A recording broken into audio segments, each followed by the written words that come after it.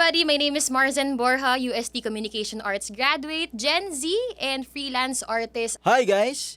It's me, Nino Alfred Detesio, full-time actor. Ano nga bang ibig sabihin ng forthwith sa context ng impeachment? Is this Tagalog or is it forklift? Mali. At nagtataka, ano nga ba nangyari sa impeachment trial ni VP Sara Duterte nung nakaraang taon? Magandang araw, ako si Attorney Reggie Tonggol at ngayong araw tutulungan ko si Senator Escudero kung anong mga nangyari at ano yung mga basehan ng Senado nung nagkaroon ng impeachment trial o magkakaroon dapat ng impeachment trial kay Sara Duterte last year. Tapos pusong pagbati, ito po si Cheese Escudero at welcome sa Cheese Whiz, usapang may laman. Pag-uusapan natin ngayon, yung napaka-popular noon at bumalik na naman ngayon na salitang forthwith. Bugso na rin siyempre ito ng paglabas ng desisyon ng Korte Suprema kaugnay nito. Samahan nyo kami. At makakasama natin ngayon ang naging tagapagsalita ng impeachment court noong mga panahong yon nung ako ay tagapangulo ng Senado. Mga kapiling natin si Attorney Reggie Tonggol. Hi Reggie! Magandang araw sir, kamusta po kayo? Okay naman. Makakasama din natin siyempre ang ating mga Gen Zers dito na si Nino at si Marzen. Hello po. Hello. Good day to everybody. Good day guys. So Nino, sino ang nanay mo? Ay. Hindi, anong ginagawa mo ngayon at anong pinagkakabalahan mo? Ngayon po, full-time actor po ako and then Wow. nag-production. Yes. Wow, Action. di ba gusto mo maging ganyan? Actor o ka sir eh. Kaya lang, hindi ako marunong umarte eh. Galit lang Basic alam lang po ko eh. eh. Meron po kayong looks eh. Acting na lang yan. So, Wala na, napaglipasan na. Pagpasok nga po ni Attorney Reggie, akala ko po artista siya. Next. Teka lang, hindi ko to show ah. Ikaw, Marzen, anong pinagkakabalahan mo? Right now po, freelance host po ako. So, Congratulations. for your hosting bookings. Joke lang po, Nag-plug na. Why not? Graduate po ako ng USTN. Ngayon ako po ay representative ng mga Gen Z natin. And kahit sino man na nanonood right now, para malaman nila ng mas madiin pa ang nangyari sa impeachment last year. At Kasi baka ang maulit uli. forthwith. Oo nga, Baka tama, maulit. tama. Yan. Siyempre, kailangan natin iklaro yung mga bagay-bagay na yan. linawin So, ngayon, ang tatanungin ko po sa inyo, unang tanong po, Sir Agad-agad, Cheese. ang hirap naman yan. Oo. On a scale of 1 to 10, gaano ko po kakamuka si Miss Heart Evangelista? Pwedeng dili mo ng konti. Joke lang po. Siyempre, kanya-kanyang beauty po tayo. Oo. Siyempre naman, Okay, beauty so- is in the eyes, di The ba? Of the beholder. beholder. Thank you The so tiger. much for the assurance. Kailangan ko po yan. Okay, so now seriously speaking, no, ano nga po ba ang salitang forthwith at bakit po ito naging issue sa Supreme Court? Aba, ewan ko sa kanila. Hindi naman ako nagdemanda. Sila ang nagdemanda. May nagdemanda kasi sa Korte Suprema, naghain ng demanda para pilitin ang Senadong agad-agad mag-conduct ng trial. Kaugnay sa impeachment complaint laban kay Vice President Sara nung taong yun. Pero may mga pagkakaiba ang sitwasyon noon kumpara sa ngayon. Bakit? Yung unang impeachment na tinalakay ng Senado noon, impeachment ni dating Pangulong Estrada, mga 3 years old siguro kayo noon. Yes, Mga yes. 7. Yon final ng Kongreso, in session ang Senado. So, final ng November 20, halimbawa, nagsimula ang trial in session ng Senado December 7, pinagpaliban dahil Christmas break, nagsimula uli ng January. Impeachment case ni dating Chief Justice Corona, ganun din. Final ng 2 linggo bago mag-break ang Senado, so nasimulan din yun bago mag-break ng Pasko uli ang Senado. Impeachment complaint ni Mercy Gutierrez. Final bago mag-break ang Senado, 1 linggo, pinagpatuloy yung trial, pag-resume na uli sa recess. Ito, ganun din. Pero may pagkakaiba. Final ito, 2 oras bago kami mag-adjourn. Hindi 1 linggo, hindi 1 araw, hindi 2 araw, 2 oras bago kami mag-adjourn. Huling araw na namin ng sesyon at meron kaming 4 na buwan na recess dahil sa eleksyon. So, sa ilalim ng batas, hindi kami pwede magsimula ng impeachment complaint habang recess. Kung nasimulan sana yon nung may sesyon kami, pwede ipagpatuloy sa recess. So, yung mga maiingay na nagrereklamo ng mga panahon yon, klaro na gusto nila magpatuloy maski na recess. Ang problema, illegal yon sa aming pananaw at hindi tama yon at baka magbigay lang ng dagdag rason para maging illegal yung impeachment proceedings ng mga panahong yon. Siyempre, klaro naman, yung mga gustong agad-agad, tutol, ayaw, gustong matanggal si Vice President Sara. Yung mga ayaw, pumosisyon naman sa kabila, ayaw nilang matanggal si VP Sara. Politika na may kulay na Hindi na talaga siya kung ano ang tama na, kung anong legal, kung anong naayon sa saligang batas. Kanya-kanya ng pananaw dahil sa kulay ng politika. At hindi kami pwede magpadala doon bilang impeachment court o napipintong impeachment court judges. Okay. Sorry kung mahaba. So, 2 hours before po, no? So, ano po ba yung parang tamang timing? Ano po yung Literally, alas 5 pinaka-latest na namin natanggap, alas 7 nag-adjourn na kami. Pero may proseso kaming kailangan pagdaanan. Kailangan namin i-check. 1/3 nga ba yung pumirma? Yung pumirma nga ba, pirma ba talaga niya yun? Ano ba to? E-signature ba to o wet signature? Kailangan i-validate at i-verify lahat yun. Kaya nga yung mga naunang impeachment court, inabot ng mahigit 1 linggo bago nila na-convene yung Senate bilang impeachment court kasi may kailangan pagdaan ng proseso. Ngayon kung tatanungin mo sa akin, bakit ba nila final yan sa huling araw? Aba, ewan ko, house na ang tanungin nyo. Dahil tinanggap namin yan, again 1 araw bago kami 2 2 hours. oras bago kami mag-adjourn. At nabalitaan kong papunta na magfa-file sila sa Senado mga bandang alas 4, alas 3 ng hapon. May nagsabi lang na media na papunta na dyan at magfa-file na. Ganon. Sabi na. Tsaka Agad-agad? kailangan yung Agad-agad tandaan, pala yun. no, yung mga proseso ng government, formal na proseso yan. Katulad nung sa huling araw na yun, meron silang agenda sa plenary. Tama, sir? So, dapat nakaschedule sa agenda yun. Yung agenda na yun, hindi naman kagad 2 hours ilalagay na kagad eh. So, yun yung formalidad na hindi mo pwedeng baliin just because may huling na hinabol doon. So, yun yun. Kaya parang nung circumstances na yun, wala talaga magagawa yung Senado. So anyway, may nagsampa ng kaso dahil doon, pinagpasya ng Korte Suprema nitong nagdaang linggo lamang kung ano nga ba talaga ang ibig sabihin ng forthwith. Na hindi tulad sa natatagpuan nyo sa dictionary, di ba? Ang tawag ko doon, ang daming miyembro ng Super Supreme Court Mas mataas pa sa Supreme Court. Sa Mas comment magaling section po. Mas magaling pa sa Supreme Court na mas tama sila kaysa Supreme Court. At the end of the day, bilang mga abogado, ang turo sa amin, sang-ayon ka man o hindi sa desisyon ng korte, dapat sundin mo yon. Kasi dapat meron tayong tinatawag na final arbiter sa lahat ng diskusyon natin. Hindi naman tayo pwede habang buhay na lang magdebate yan at maniwalang pareho tayong tama. Sa dulo may dapat magsabi, ito ang tama, ito ang mali, ito na ayon sa batas, ito ang hindi. Tapos, yun na yung sundin natin. Yun yung tinatawag nating rule of law. Yun ang tinatawag nating dapat manay kung ano ang batas at hindi kung anong opinion mo. Dahil lang sa tingin mo mas matalino ka kaysa sa kapwa mo. Tama.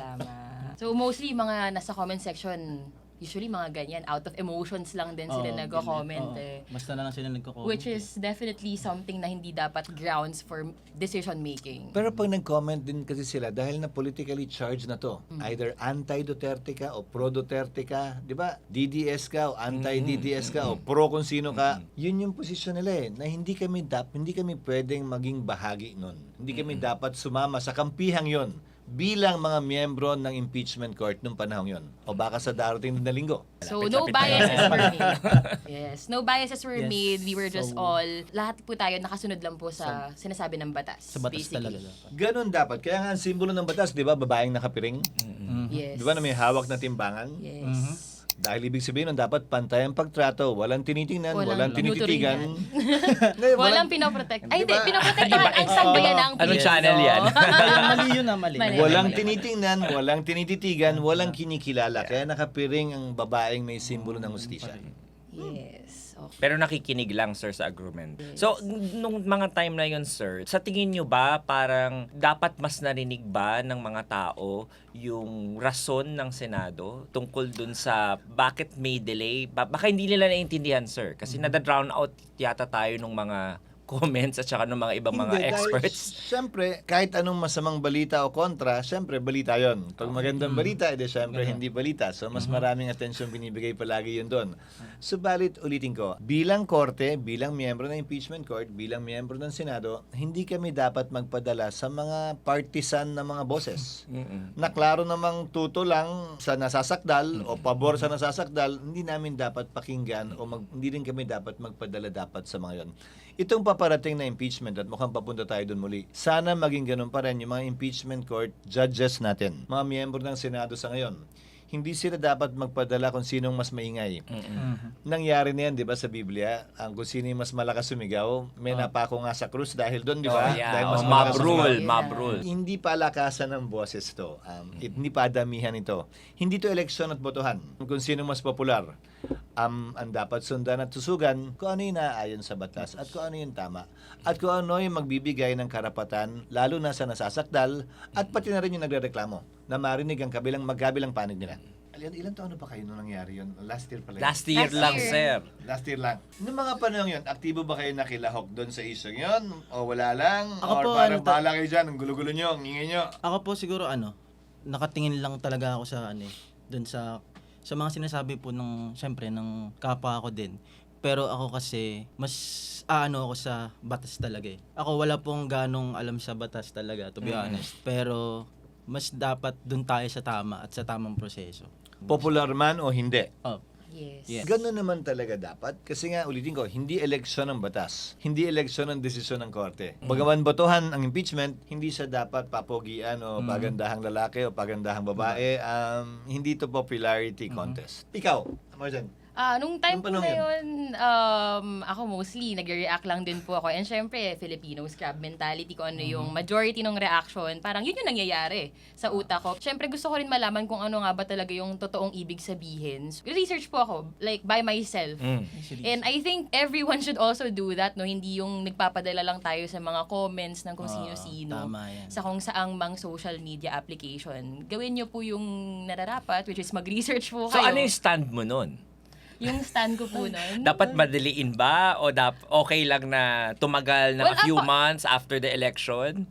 Upon finding out po what really happened, I discovered na yun lang po, yun na nararapat na gawin during that time legally. So, to me, it was... alright. sabi nga namin ng tawa kami ng tawa. Kung talagang gusto nyo agad-agad, edi sana agad-agad yun nilagay sa konstitusyon. O nilagay immediately na. Kasi naman ginawa pa mabulaklak, forthwith pa. Hindi na lang immediately the following day. O sige na, diba? Not later than 3 days. Sige na. Kasi yung procedure sa Kamara na nakalagay sa saligang batas, eksakto yung mga araw ha. 10 calendar days, 5 calendar days, binilang talaga. Pero pagdating sa Senado, walang bilang na binigay. Kaya nga nung naglabas ang desisyon ng Korte Suprema last week, sinasabing ang forthwith ay hindi nangangahulugang agad-agad. Ang forthwith ay hindi nangangahulugang immediately. Ang forthwith ay nangangahulugang reasonable time, depende sa sitwasyon. So, next week o next week, may balita lang naman ayon sa media, na ifa-file na raw yung impeachment complaint sa Senado. Ang Senado, merong sesyon na 4 na linggo mula May 4. So pag finale next week, may 3 linggo pa, pwedeng i-convene yung court doon. Pasok sa oras. Kasi Pasok sa oras reasonable, eh. sir. Reasonable time eh. Ngayon, pag hindi nag-convene ang Senate noon, bago kami mag-adjourn ng June 3, hindi na reasonable yan. Pero pag final na naman nila ng June 3, na wag naman sana, makukulangan na naman ang panahon ng Senado para umaksyon doon. At anumang impeachment trial na hindi nasimulan ng recess ay hindi na pwedeng masimulan pa. Pangalawa, lahat ng impeachment na nagdaan, Corona, Gutierrez, 3 lang naman yun at saka Estrada. Estrada. Nung nag-adjourn ang Senado, nung nag-recess, recess din yung impeachment court. Hindi sila tumuloy nung recess. Hindi nag-call ng special session, sir. Hindi nag-call ng special session at hindi tumuloy yung trial. Pero at that time, Christmas break yon, yung kay Mercy Gutierrez, March yun, so hindi Christmas break yun, summer break yun. Pero hindi pa rin tinuloy yung impeachment. Pinagpaliban nila at nag-resume na lamang nung may sesyon na uli ang Senado. Hindi ko alam kung ano magiging pasya ng Senado kaugnay sa This bagay na time. ito. Pero ang practice ay ganon yung ginawa. So ngayon, Sen, mabalik lang tayo sa salitang forthwith. No? Sabi nyo nga po, Spell nga. flowery... Balikan ko po kayo bukas. So, mabalik lang po tayo. Bakit nga po ba naiiba yung meaning nun, legally speaking, and sa common conversation? Lahat ng bagay na nakasulat sa batas, may legal na kahulugan na hiwalay sa ordinaryong kahulugan binibigay natin sa araw-araw nating pamumuhay. Iba sa diksyonaryo. Kaya nga may sariling diksyonaryo ang mga abogado, yung Black's Law Dictionary.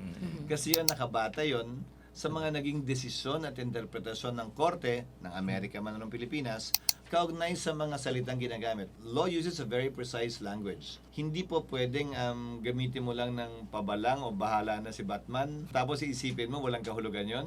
May mga kahulugan yon. Madalas hindi pa nasasabi, tulad nga nito na ngayon lamang nabigyang linaw ng Korte Suprema uli. Bagaman sinabi na ng Korte a long time ago that forthwith means reasonable time. Inulit lang naman niya uli yun eh. Anong desisyon yan, Attorney Reggie?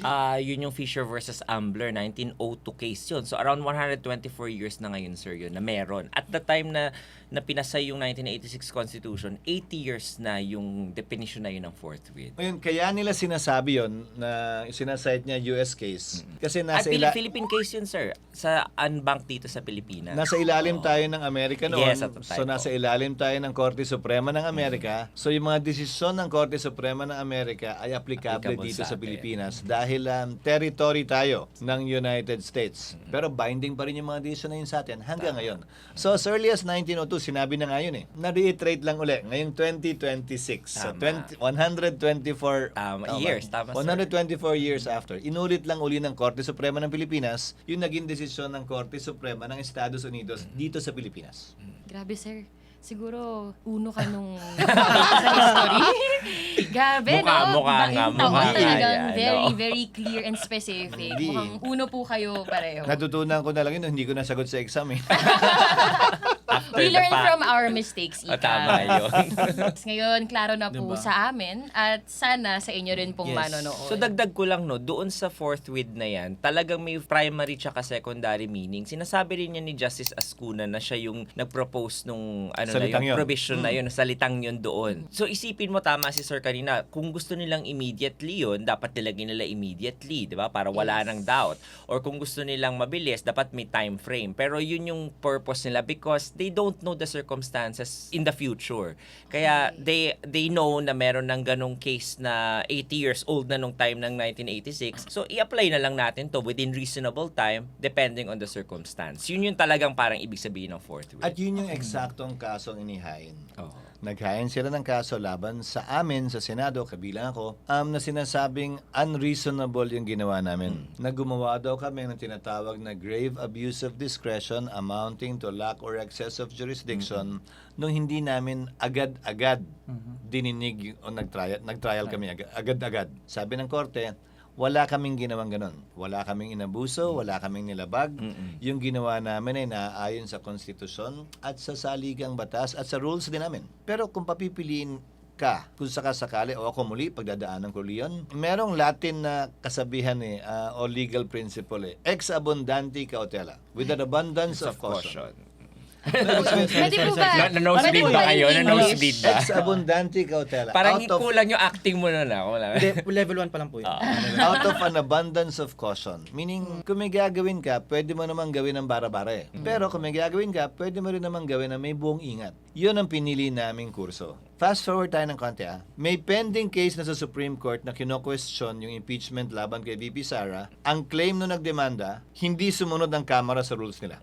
Dahil nga recess kami, wala kaming magawa. Siguro, loob na rin yun na gano'n ang mangyari. Dahil kung binigay sa amin yun a few days before, nag-trial kami during recess. Pagdating ng July, bago kami mag-resume, nagdesisyon ng Korte Suprema. Void. Sinabing void lahat ng ginawa ng House. Illegal lahat ng ginawa nila. So kung nag-trial kami, mas gugulo ang Pilipinas, hindi ba sa tingin nyo? Tama. Kung hindi kami nag-ingat, Papangat ang economy, sir. kung hindi nga pumasok yung ex abundanti cautela, di ba? Meaning, kung tinuloy namin yun, edi magko-question pa. Paano na to? Narinig na yung ebidensya, magbobotohan na dapat kayo. Yes. So, nung finally nag-convene kami, nung July, pag-resume namin, pinagbotohan namin uli yung desisyon ng Korte Suprema. May 4 o 5 miyembro ng Senadong nagsabing, wag nating sundin. May ganun. May abogado pa nga nagbumotong ko dun eh. Isang libro nakasulat na hindi mo dapat sundin ang desisyon ng Korte. Yeah. Sang-ayon ka man o hindi, kaya nga final arbiter ang tawag sa Korte Suprema. Sang-ayon ka man o hindi, pag sinabi niyang ganyan, ganyan na yan. So bumoto kaming i-archive. Sometime in February, sabi naman nila, hindi pa naman final nagbabago pa ang Korte Suprema. Unanimous decision to ha. Bibihira kung hindi man, wala pa yatang unanimous decision na Kaunti lang, bumaliktad. sir. Oh. Sabi nila, hindi, may pag-asa pa rin. Habang may buhay, may pag-asa. Baka bumaliktad pa yan. Dapat gusto nila mag-trial pa rin kami. Itong Pebrero lamang, finally nag-decide na ang Supreme Court, illegal ang ginawa ng Kamara. So, ulitin nga, isipin mo kung tinuloy namin yon, nagdesisyon kami, natanggal na or nanatili kung sino man ang dapat matanggal o manatili. Tapos sasabihin, baliwala lahat ang ginawa nyo. So sayang sa oras, sir. At gaano kalaking At sayang gulo- sa resources. At gaano kalaking gulo ang tingin nyong ililikha nun sa ating bansa? Tama. Tama. Yung pagkakahati-hati natin dahil sa mga kulay ng politikang green at red, de lalo pa.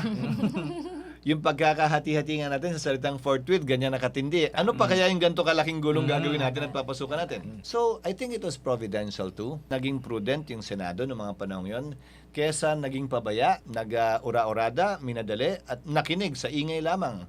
Bagaman walang basehan ito sa batas. How did you manage the attack, sir, against you? I mean, were you listening to the yung mga sa media, tinitingnan mo, nanonood ka ba? Yung Kasi algorithm parang ko, it became so, ano talaga eh, yung masama na yung Everyone was meron sila mad mga t-shirt during na that forthwith. And did it cost you your Senate presidency, sir? I don't think that was the reason. At the end of the day, you lost the support of the majority. Hindi, ang algorithm ko kasi showbiz eh.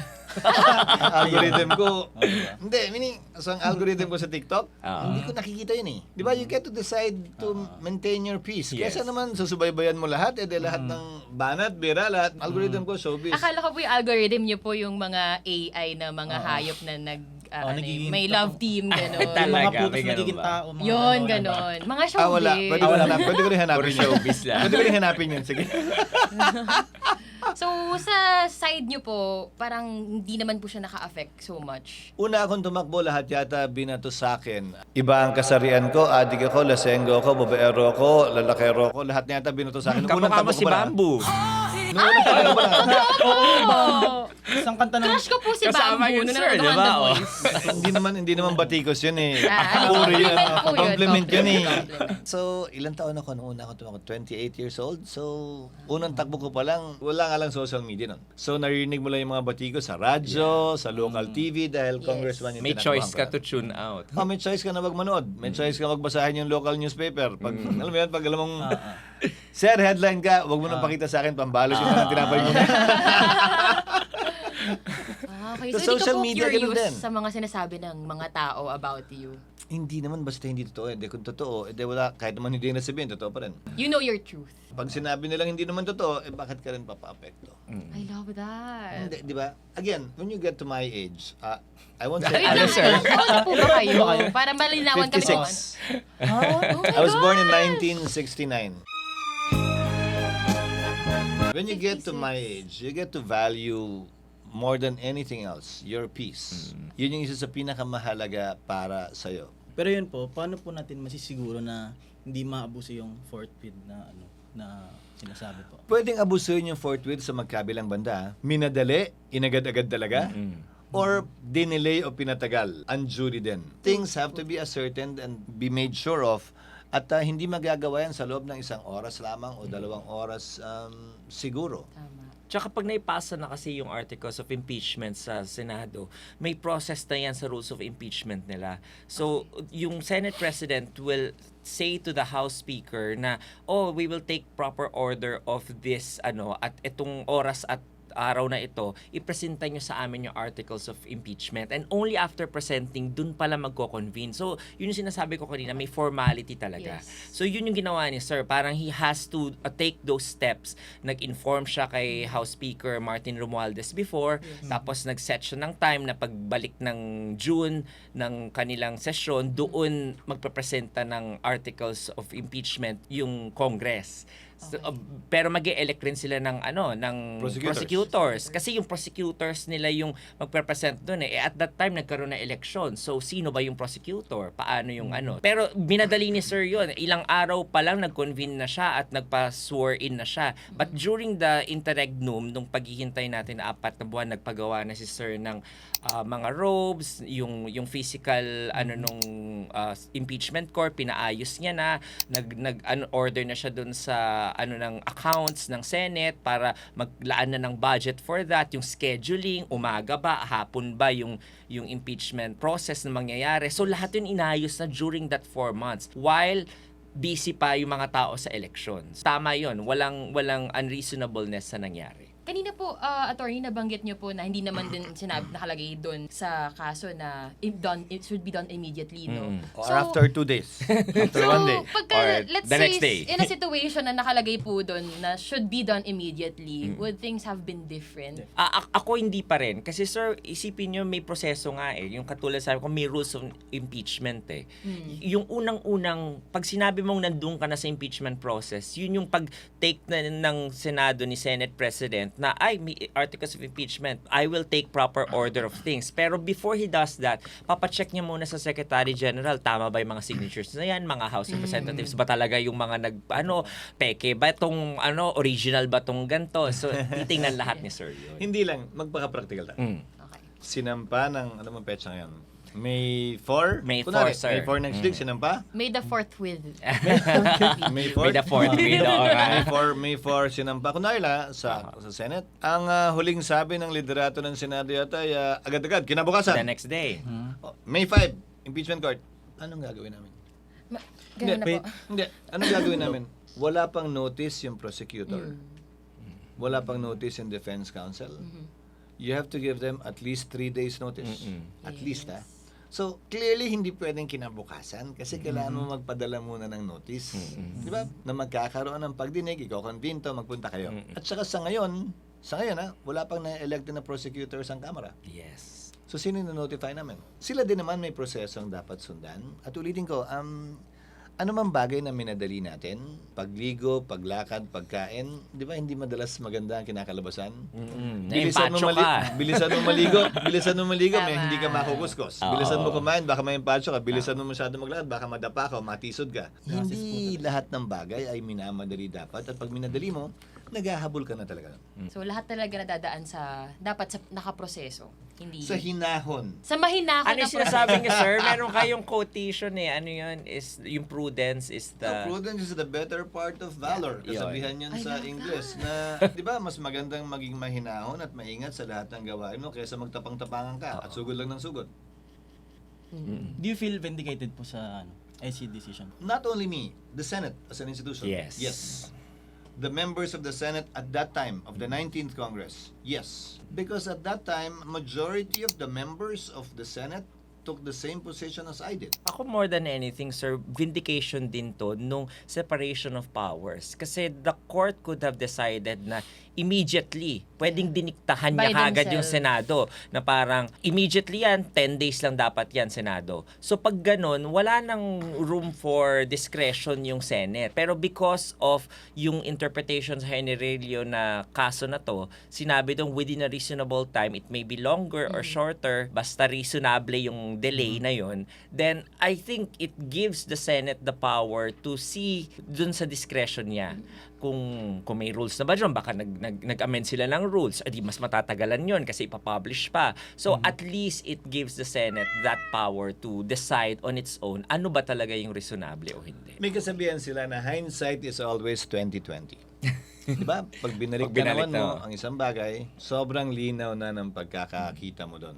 Siyempre, iba yung ganyang kalapit sa harap mo, hindi mo mababasa yan kahit gaano kaliwanag yung paningin mo. Now, knowing what you've heard, knowing what you've listened to, kung ilagay mo, actor ka naman, di ba? Ilagay mo sarili mo. Ilagay mo yung sarili mo sa kalagayan kung mag-acting ka. Anong gagawin mo? O may pagkakaiba ba sa ginawa namin din noon? Again, with the benefit of hindsight, of course, knowing what you know now. Siguro ako, On the spot yun, sininyo. on the spot. Na-pressure siya. Ihilang po. Po, siguro sa akin, ako kasi wala talagang alam po talaga sa sa batas. Yun, honestly speaking po. So, kung based po dun sa na pag-usapan po natin ngayon, siguro dapat po yun, i-trust po yung proseso lagi. Tsaka kung alam nyo dapat kung ano yung tama at mali. Sabi nga dun sa yung sa sign po nung may pereng Lady Justice. So. palay, mali. Tawag po, ayun po. So, kumbaga, yung dapat equal po talaga siya. Ano mang paglilitis, importante palagi yung sinatawag nating due process, tamang proseso. Sa anumang legal na proseso, dapat tanungin mo pa rin. Bigyan mo ng pagkakataong sumagot at magpaliwanag. Alam mo man o hindi, yung punot dulo. Ikaw, Marjan, anong tingin mo? Ako po, upon knowing everything right now, it's all so clear to me na talagang dumaan lang po talaga yung SC and yung Senate sa due process na tinatawag natin. So, I would have done the same thing if I knew everything from the get-go. And bilang people pleaser din, I will also try to clear my name na ginawa ko to kasi ito ang naaayon. Yun, Okay? diba? I am not against a side and hindi rin ako sumusuporta sa side na to or whatever. I am neutral. I am just for the law. Bilang people pleaser. Pero since kayo naman po mukhang confident kayo sa sarili nyo, hindi nyo na po yun kailangan. Ako, You have actually, to- noong mga panahon yun, ang sinasabi ko, naalala mo, Attorney Reggie, lahat ng mga nagtatanong at nagsasabi na tutol sa naging posisyon ko, klarong may kulay na dinadala. Oo, Yes. tama. Kita mo na po agad. Sa Pabor sila reaction sa pa lang tama, nila. tama. Kitang-kita na. Pabor sila sa So, sinasabi ko pala Bias na sila. Sinasabi ko pala yun, hindi ko pwede maging katulad nyo. Mhm. May nagsasalita man o hindi man kasing ingay nyo, may kabilang panig pa din na hindi namin dapat baliwalayan at hindi kami pwedeng kumampi porket mas maingay lang kayo ngayon. Yun naman talaga yung dapat na proseso at paninindigan sa anumang paglilitis. Lalo na itong paparating ang paglilitis muli. Dahil mukhang magte-take two sila. Kaugnay sa impeachment laban sa ating ikalawang Pangulo. So, sa take 2 po natin, mukhang posible na po ba to? At alam na po ba ng House of Representatives? Nawag sa huling araw. Nawag, Sana. nawag last minute. Sana, pero hindi ko naman sila pwedeng payuhan dahil ibang institusyon yun. Ika nga, may respeto ang magkabilang institusyon sa isa't isa na hindi pwedeng panghimasukan ng Senado ang Kamara at gayon din ang Kamara sa Senado. I think dyan din yung pagtutunggali nung kanilang role as politicians. Kasi as politicians, kailangan medyo sinasatisfy mo ng konti yung mob, di ba? But at the same time, as a good person and as a lawyer especially, Yes. dapat iniisip mo, hindi ka nagpapadala lang sa rule of the mob. Dapat rule of law yung kinakatigan mo. And sometimes the rule of law is not in favor of the mob, di ba? So anong pipiliin mo as a good person? So yun lang yun. I think yun yung ginawa nung panahon na yun ni Senate President tsaka nung Senado. They maintained their ground na ito yung tama. And they were judged by the history and by the Supreme Court themselves, di ba? Right. Actually, yung mob rule, parang sinasabi mo yan, Marzen, yung people pleaser. Ang problema dun sa people pleaser, tama man o mali, gusto mo silang i-please, di ba? At nasa na yung sarili mong... Naku, parang hindi po You yata ako lose your pwede maging Senate identity. President. Sa Nasa people na yung sarili mong paninindigan kaugnay sa isyong yun. Kung gusto mo, paano pag mali sila? Oo. Paano kung yung sa kaibuturan ng puso mo talaga at alam mong mali pero Yung konsensya mo, paano yun? pero ang sinasabi ng mas maingay, hindi nangahulugang mas marami, ito, anong mangyayari at anong gagawin?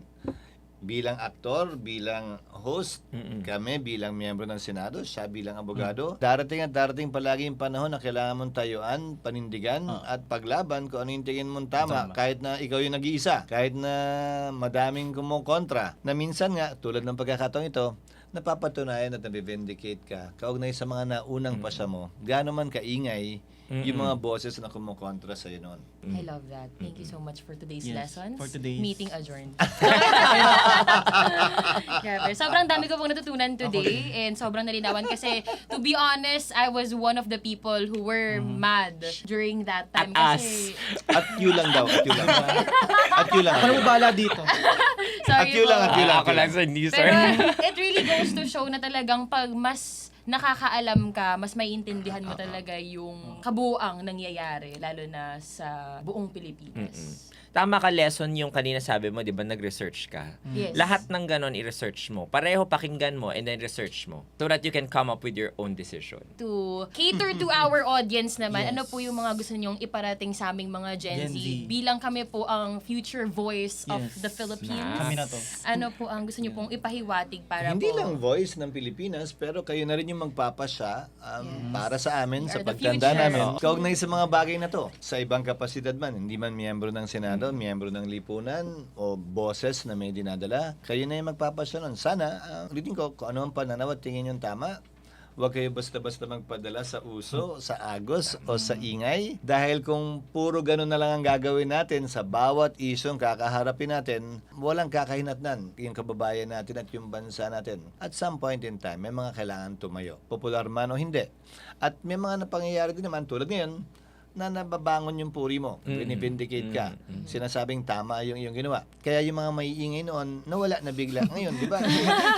Nag-decide na yung Supreme Court eh. But at the end of the day, it has to come to an end. It has to stop. You have to respect what the Supreme Court says insofar as legal issues are concerned. They're the final arbiter, as I keep on saying earlier. Sang-ayon ka man o hindi. Ika nga nila, when the trial court makes a mistake, you can appeal it to the higher court. When the Court of Appeals makes a mistake, you can appeal it to the Supreme Court. When the Supreme Court makes a mistake, it becomes part of the law of the land. Hindi naman pwedeng forever na yung pag-apila.